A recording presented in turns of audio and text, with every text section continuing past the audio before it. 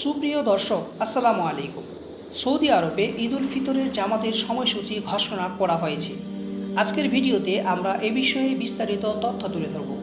Saudi আরবের Islamic বিষয়ক মন্ত্রণালয়ের মন্ত্রী শেখ আব্দুল লতিফ আল শেখ এক নির্দেশনায় জানিয়েছেন যে ঈদ উল ফিতরের জামাত সূর্যোদয়ের 15 মিনিট পর অনুষ্ঠিত হবে।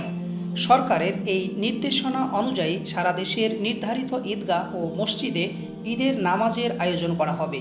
যেসব মসজিদ সাধারণত ঈদের নামাজের জন্য ব্যবহৃত হয় না বা ঈদগাহের খুব কাছে অবস্থিত, সেসব স্থানে মুসল্লিদের নির্ধারিত ঈদগাহে নামাজ আদায় করতে হবে। ঈদের জামাত নির্বিঘ্নে করতে দেশব্যাপী সব মসজিদ পরিষ্কার পরিচ্ছন্ন করা হয়েছে।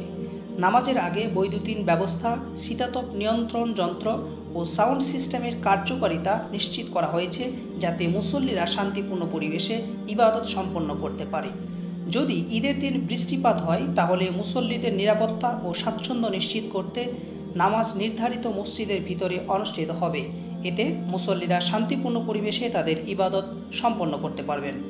সৌদি সরকারের এই পদক্ষেপ মুসল্লিদের জন্য ঈদের নামাজকে সুশৃঙ্খল ও আধ্যাত্মিকভাবে সমৃদ্ধ করার প্রতি গুরুত্বারোপ করে।